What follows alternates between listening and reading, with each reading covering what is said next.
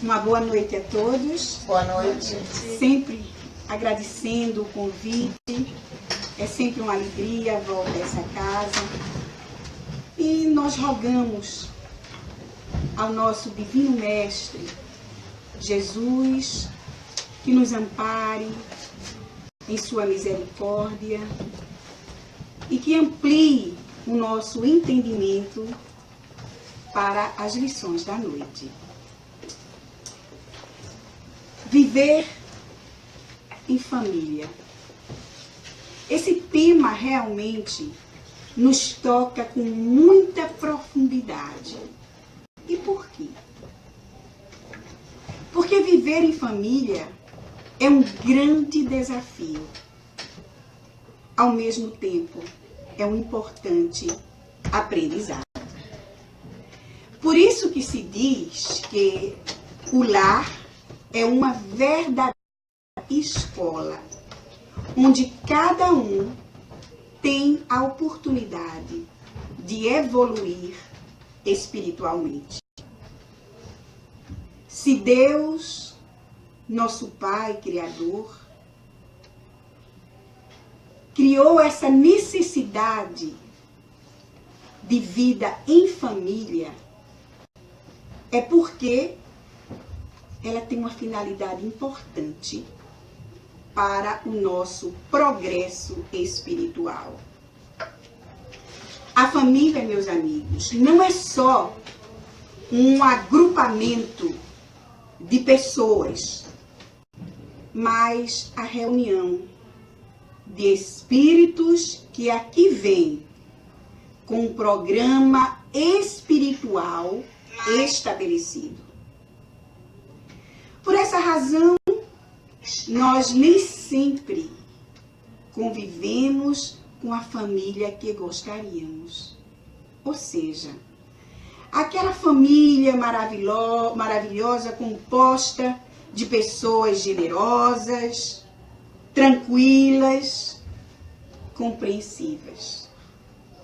Nós convivemos, sim, com espíritos que se necessitam uns aos outros. E é no ambiente familiar, no nosso ninho doméstico, que nós vamos ter a oportunidade de aparar as arestas que porventura temos com aqueles que convivem conosco, ou seja, aqueles com quem tenhamos alguma diferença, algum probleminha, alguma afinidade ou mesmo um problemão. O Senhor Deus sabe perfeitamente que no estágio em que nós nos encontramos, nós não somos capazes ainda de amar toda a humanidade como a nós mesmos.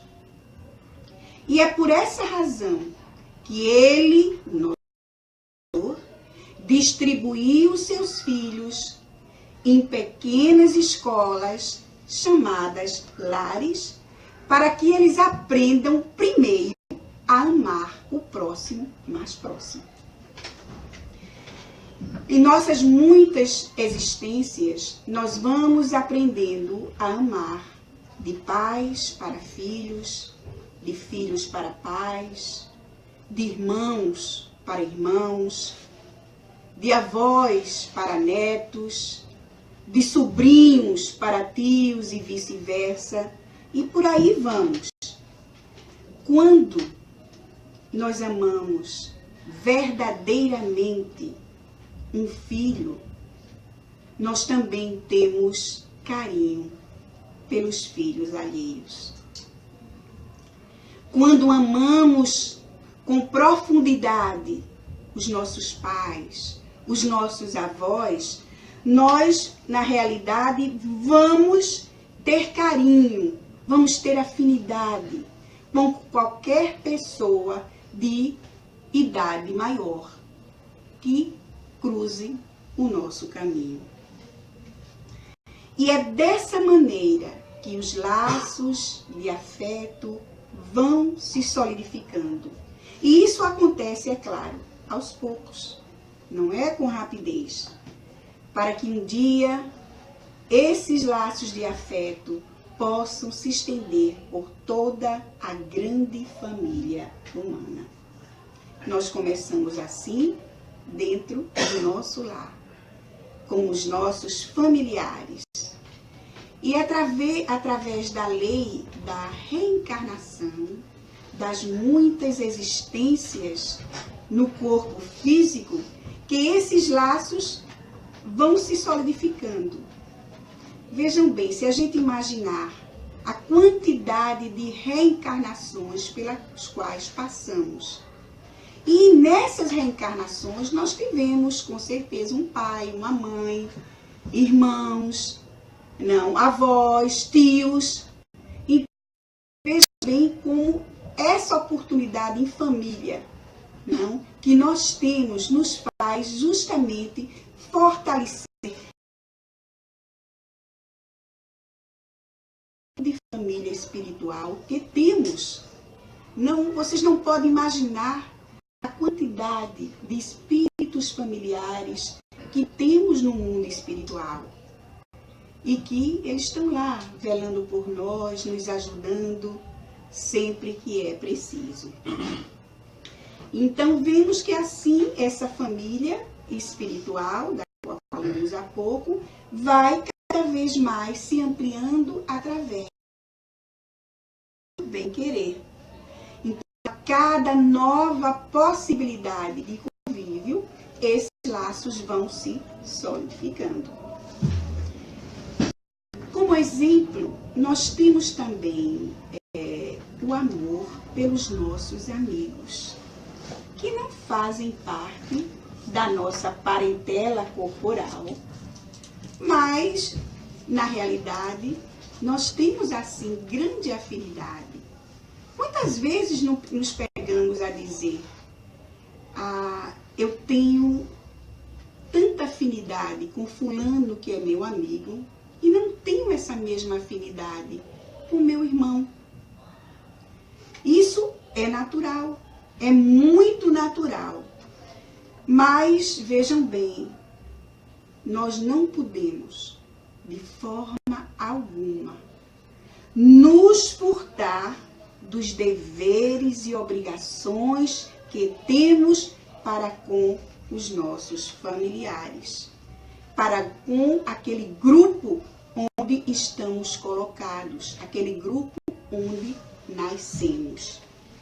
Cada membro de nossa família é uma pedra preciosa que Deus nos concedeu para a nossa lapidação. É no lar que encontramos assim aqueles com os quais precisamos nos harmonizar.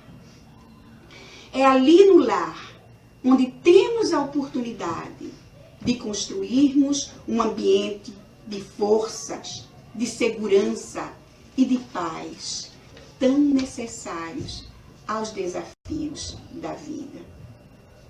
É muito importante cumprirmos os nossos compromissos familiares. Jamais entreguemos a outras mãos a tarefa que nos compete realizar junto aos nossos familiares, junto àqueles que fazem parte do nosso ninho doméstico. Se deixarmos de cumprir essas obrigações nessa reencarnação, com certeza a eles voltaremos em outras existências, em outras situações, para dar continuidade à construção do amor que foi interrompida ou foi deixada no meio. A doutrina espírita nos ensina que a caridade começa no lar.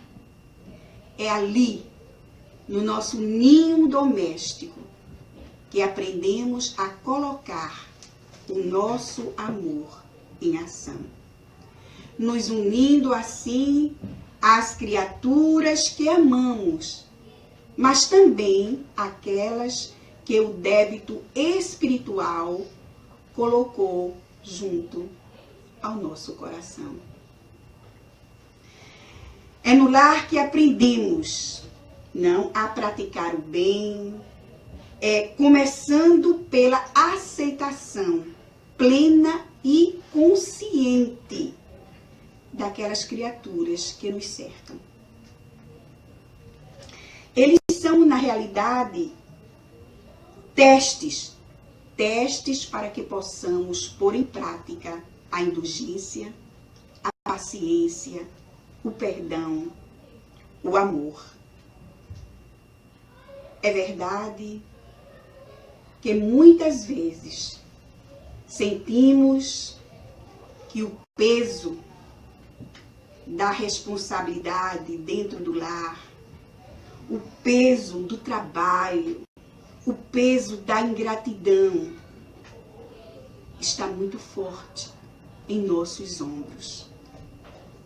Mas devemos realmente acreditar que nessas horas difíceis, nas lutas no lar, anjos tutelares estão sempre junto ao nosso coração, nos afagando as forças, enxugando as nossas lágrimas. Se temos que sofrer junto aos nossos familiares, que seja com paciência, que amemos sem exigência, que amparemos sem esperar entendimento, sem esperar recompensa. Vocês podem até estar pensando, porque às vezes eu penso também, é difícil, que é difícil, Mas lembremos também que Deus jamais nos dá a carga que não possamos carregar. É na família que aprendemos a transformar o fel das dificuldades, das incompreensões, das amarguras, no mel das atenções, do entendimento. E todo aquele que persevera nas lutas no lar, com certeza, chegará vitorioso junto a Deus no amanhã.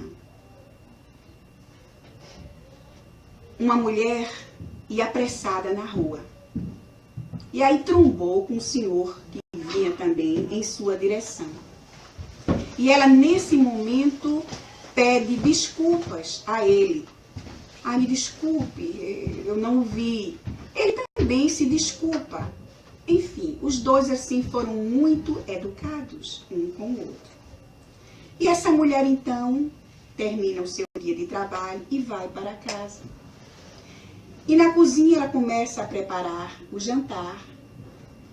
Quando de repente, nessa ida e vinda, buscando, claro, as coisas para dar continuidade, não a cozinhar ali, o filho chega junto dela. E ela quase que se esbarra com o filho também. E ela então diz para ele: meu filho, você não vê por onde anda? Quase por pouco eu não esbarrei em você. Não vê que eu estou muito ocupada? E as suas palavras são muito rudes para o filho. E ele fica magoado. Ele sai, eles jantam, e ele caladinho. Depois, ele vai para a cama, vai para o quarto para dormir. E ela, quando se começa a pensar naquilo que aconteceu, e então ela diz: mas eu fui com meu filho. O que foi que eu fiz? E se arrepende. Ela vai até a cozinha, pega um copo d'água e naquele momento ela vê que em um dos armários está um pequeno ramalhete de flores e um bilhete que dizia assim: mamãe, eu colhi essas flores no jardim, porque sei que você vai gostar. Aí ela então, como diz, caiu a ficha. Ela disse: meu Deus, o que eu fiz para meu filho? Ele estava ali realmente no meu caminho porque ele queria entregar para ela as flores. Daí porque ele estava com a mãozinha assim, não atrás. Ele tinha os braços assim, colocados atrás. E ela vai para o quarto do filho. E chega lá, se desculpa com ele. Ele já estava dormindo. Mas ela tenta acordá-lo e diz: meu filho, essas são as flores que você colheu para mim? Aí ele, um sonolento, diz: sim, mamãe, eu colhi para você. E ela se desculpa: meu filho, me perdoe porque eu fui muito ruim. E ele diz para ela: mamãe, eu te amo. Isso é para nos mostrar como muitas vezes nós tratamos os de fora muito diferente dos que estão em casa. Isso também nos faz recordar a história de um dirigente espírita, que era também palestrante, que no centro ele era assim uma pessoa super atenciosa. Sempre estava pronto para ajudar, para dar atenção e atender a qualquer um. Mas em casa ele agia totalmente diferente. E contam que isso começava até quando ele chegava no portão e abria e o cachorro vinha em direção a ele. Ele empurrava o cachorro porque não tinha tempo nem para afagar o pobrezinho do animal. Agora imagine os filhos que também o procuravam e ele nunca tinha tempo, porque sempre dizia que estava assoberbado com o trabalho, claro, profissional e também com o trabalho que ele tinha no centro. Então, nós devemos refletir sobre isso. Mas existe uma outra família que nós possuímos, que é a família do Centro Espírita. A doutrina nos ensina que o Centro Espírita é também um lar, uma escola de almas. E como membros integrantes desse lar, nós enfrentamos aqui desafios, nós aqui estamos também educando o nosso espírito, nós aqui temos também necessidades interiores a serem satisfeitas. Aqui nós nos reunimos 2, 3, talvez até mais vezes por semana. E para quê? Para exatamente educar o nosso espírito. Aqui nós também exercitamos a tolerância, a paciência, a compreensão, não é verdade?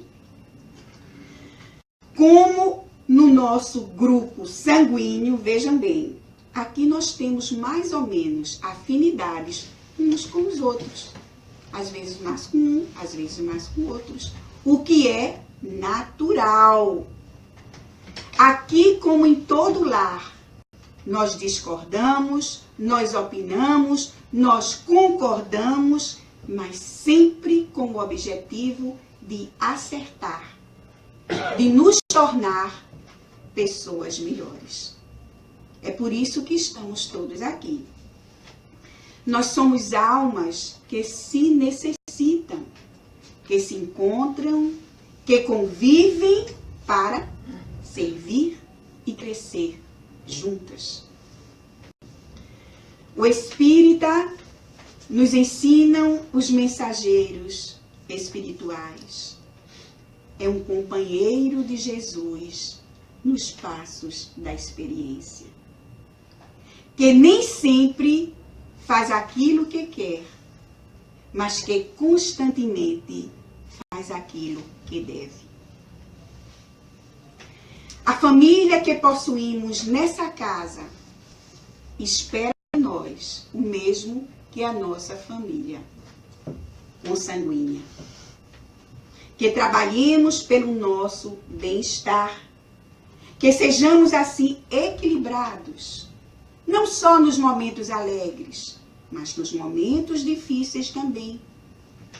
Que tenhamos sempre a mensagem de apoio fraterno, a mensagem de estímulo, principalmente na hora que temos que decidir, que fazer, que realizar aqui. É importante que cada um de nós, aqui dentro da casa espírita, seja um refúgio de paz, um refúgio de companheirismo, de amizade, que cada um aqui esteja preparado e disposto a servir o outro. E que a amizade, a união, o amor seja sempre realidade nesse ambiente familiar. Em O Livro dos Espíritos, na pergunta 775, o nobre codificador Allan Kardec indaga aos espíritos sobre o que seria para a sociedade o resultado do relaxamento dos laços de família. E os mensageiros espirituais respondem: uma recrudescência ao egoísmo. E assim fica claro que a formação da família tem como objetivo, entre outros, diminuir a carga egoística que vem se desenvolvendo em nós, em muitas e muitas existências. O viver em família faz com que um pense no outro, com que um passe também a ajudar o outro e também que um, muitas vezes, se sacrifique pelo outro. E é dessa forma que nós vamos ver o egoísmo declinando. Fora da família é muito mais fácil nos deixar levar pelo egoísmo. Jesus nos disse que um dia formaríamos um único rebanho sobre a liderança de um só pastor.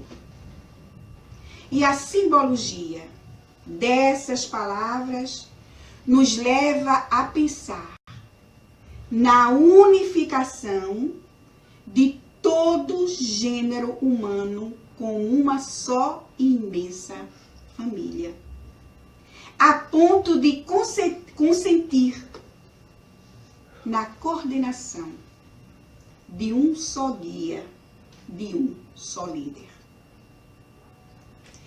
Isso significa sermos orientados em torno do amor, da felicidade, da harmonia de propósitos.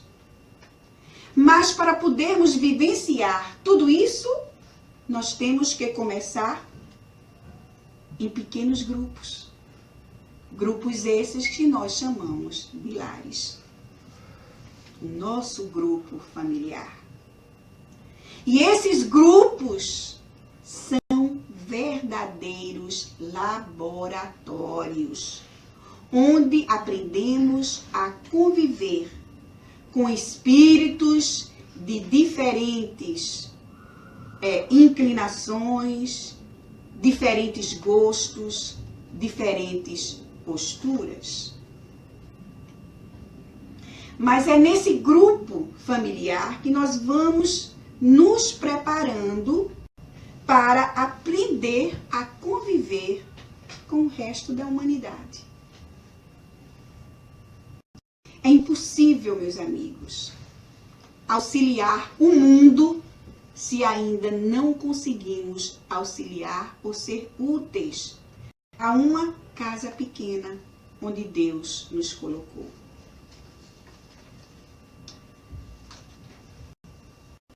Mas nós estamos vivendo a era tecnológica, onde as comunicações se dão, em sua maioria, por mensagens de textos, pelas redes sociais, como o Facebook, o WhatsApp e outras ferramentas da informática que estão realmente substituindo as conversas de verdade.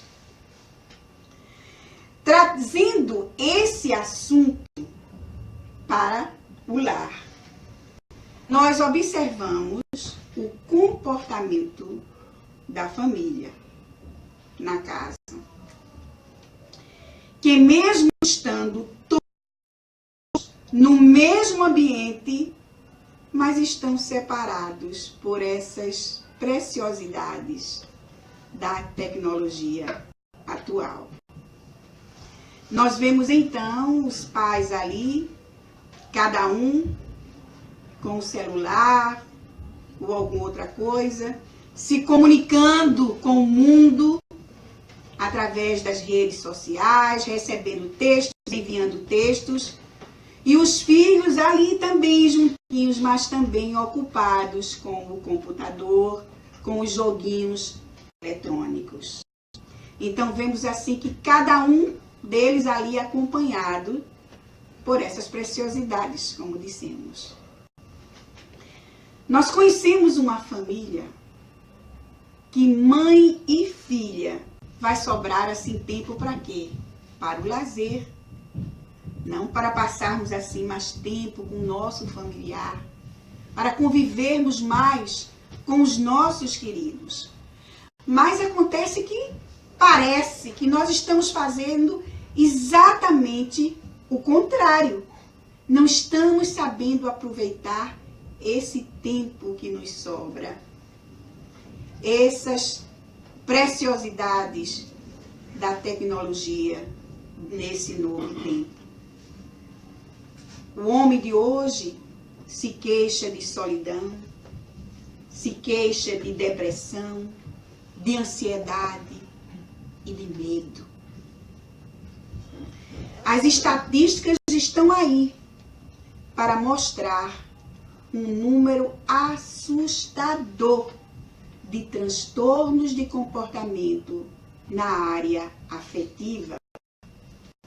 Quer dizer que hoje dispomos de mais conforto, de mais recursos para realizar as nossas tarefas e nos refugiamos aonde? Na solidão.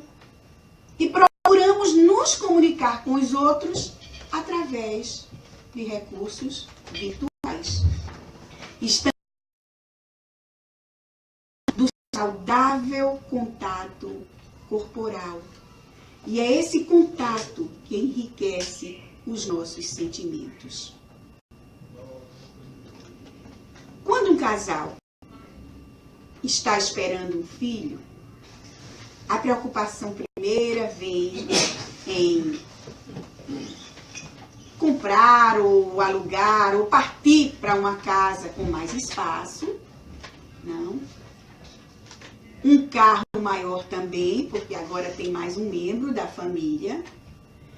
Oferecer aos filhos boas escolas, brinquedos, roupas. Então, tudo isso a gente se preocupa quando estamos esperando um novo membro para a nossa família, ou seja, um novo filho. Até aí é tudo bem, tudo natural. É importante que pensemos em oferecer aos nossos filhos, não o conforto, uma vida de mais facilidades. Mas oferecer o melhor aos nossos filhos não é só isso. Oferecer também o melhor aos nossos filhos é dar a eles atenção, carinho e principalmente estarmos presentes no cotidiano dos nossos filhos, acompanhando o seu desenvolvimento.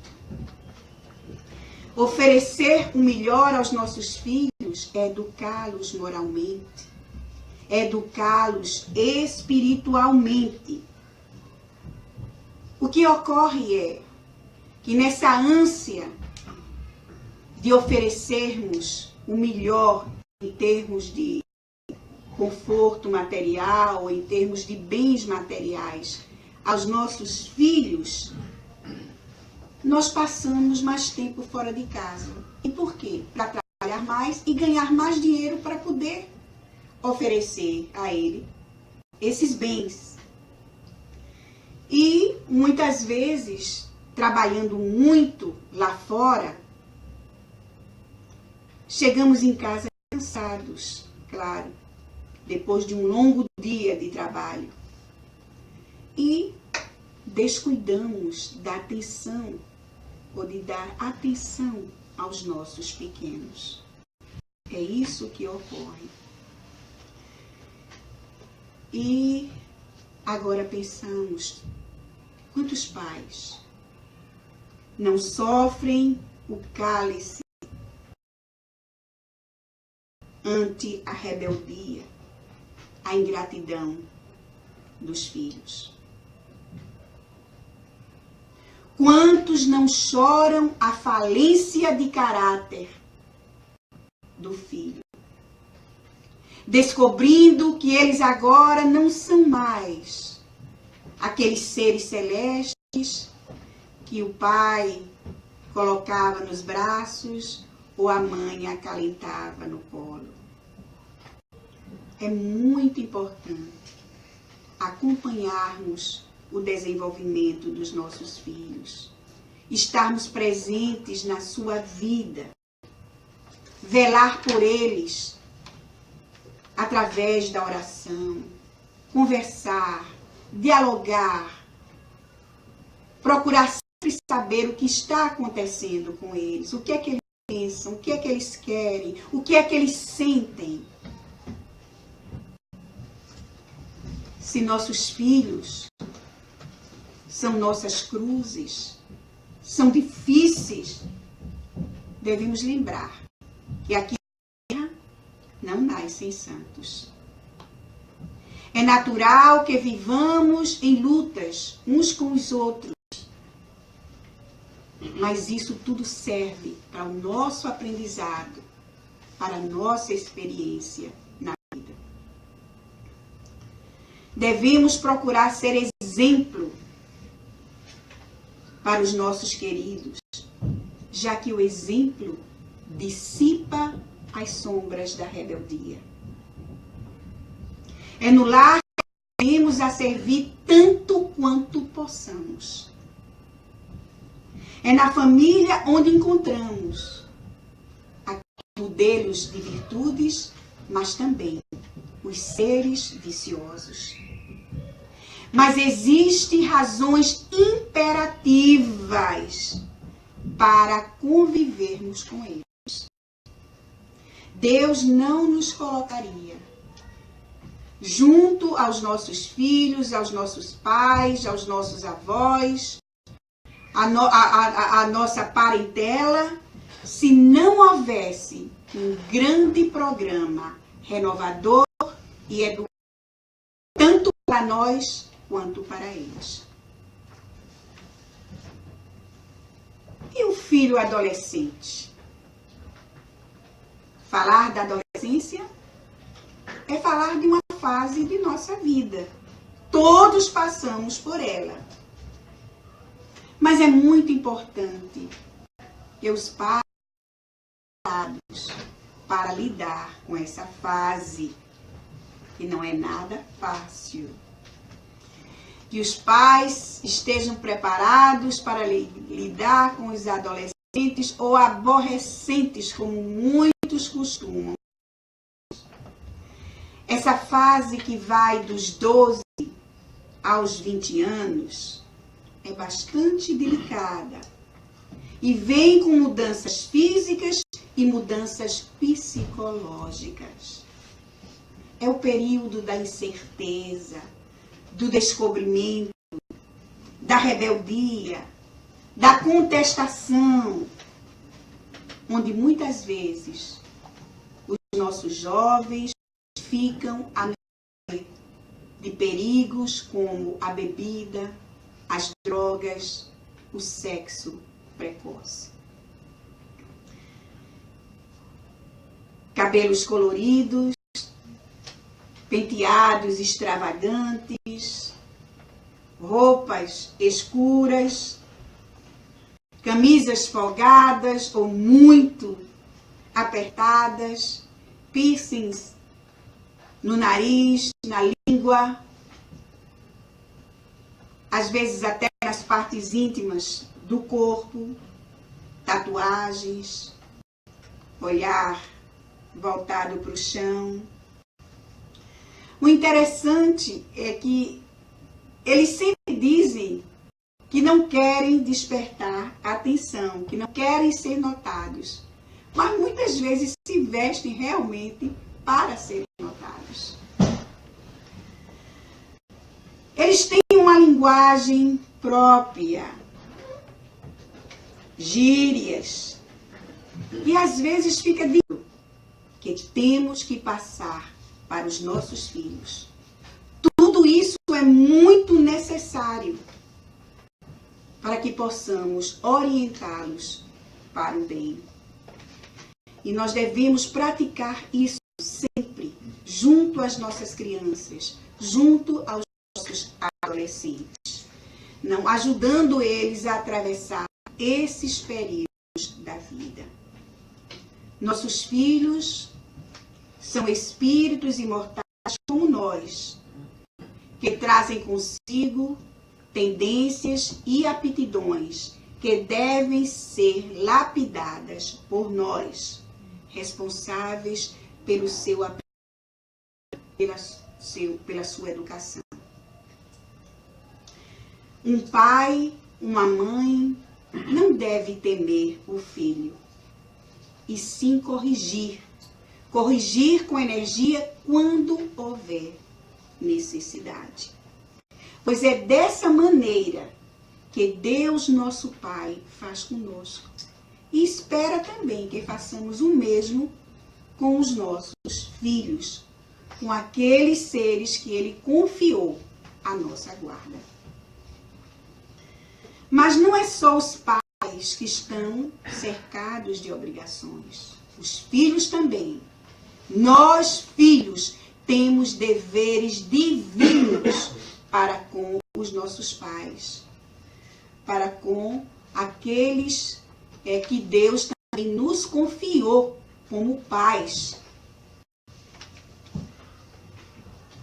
A grande maioria das pessoas, em algum momento da vida, tem que conciliar família com amigos, com trabalho, com carreira, até com política. E não é fácil. Colocar a família em primeiro lugar significa menos dinheiro, menos fama, menos projeção social. Nos contam, então, que um grande empresário convidou um amigo para almoçar com ele. O almoço seria na empresa desse empresário, porque ele nunca saía para comer em casa, almoçar em casa, ou mesmo fazer uma refeição num restaurante. Segundo ele, não havia tempo. O amigo foi. Chegando lá, conversando com ele, o amigo sentiu que ele estava muito triste. Conseguiu até ver lágrimas nos olhos dele. O amigo então se ofereceu para ajudar, perguntou a ele o que estava acontecendo. E então, diz, minha filha vai casar amanhã.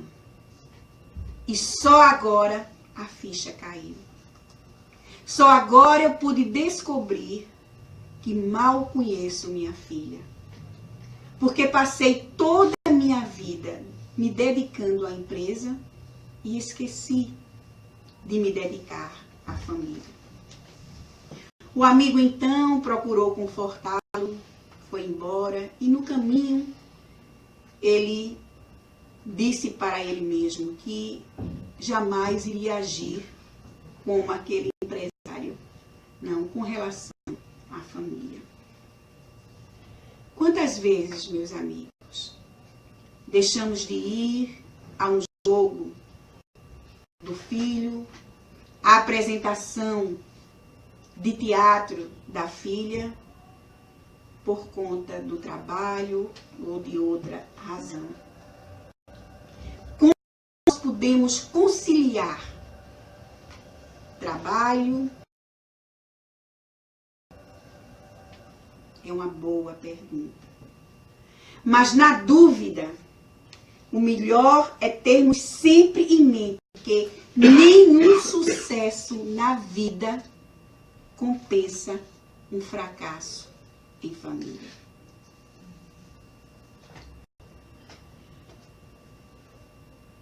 Já ouvimos falar que quando o homem se ergue, com ele se ergue a humanidade toda. Trazendo isso para o nosso ambiente doméstico, constatamos que uma família educada dentro dos princípios morais ergue-se e ajuda a sociedade da qual ela faz parte a erguer-se também. Dentro desse contexto, é muito importante na educação espiritual dos nossos filhos a oração no lar. Reunir a família, estudar o Evangelho no lar é trazer Jesus para a nossa intimidade, para o nosso ambiente doméstico. Por poucos minutos que sejam, uma vez só por semana, o Evangelho no lar constitui uma forma de reunirmos a família, principalmente no tempo em que estamos vivendo, que cada vez parece mais difícil até fazermos as refeições juntos. A oração no lar contribui para formar nas cercanias de onde vivemos uma redoma protetora. Nos diz o Espírito Amélia Rodrigues que, durante a realização do Evangelho no lar, o ninho doméstico se veste de luz e se destaca na treva dominante. Nesse momento, seres da imortalidade descem do zimbório em direção à casa. É como se o céu descesse à terra e os nossos apelos, as nossas rogativas se elevassem ao alto. A família ora. E ali, naquele momento, acontece o intercâmbio de amor. Orando, a família se levanta. E com seu esforço, a humanidade também se levanta. O Senhor se faz presente, se hospedando nos nossos corações, abençoando a todos. É na família, meus irmãos, que se encontram as provas benditas que nos farão hoje melhor que ontem e amanhã melhores que hoje. Trabalhemos, nos esforcemos para que a harmonia, a união, o amor sejam uma constante na nossa vida em família. Comecemos a ver os seres que fazem parte do nosso grupo familiar com os olhos de quem atende e entende a recomendação do nosso Senhor Jesus Cristo. Ama o teu próximo como a ti mesmo. E a família é o próximo mais próximo. Muito obrigada pela atenção e que Deus nos abençoe a todos.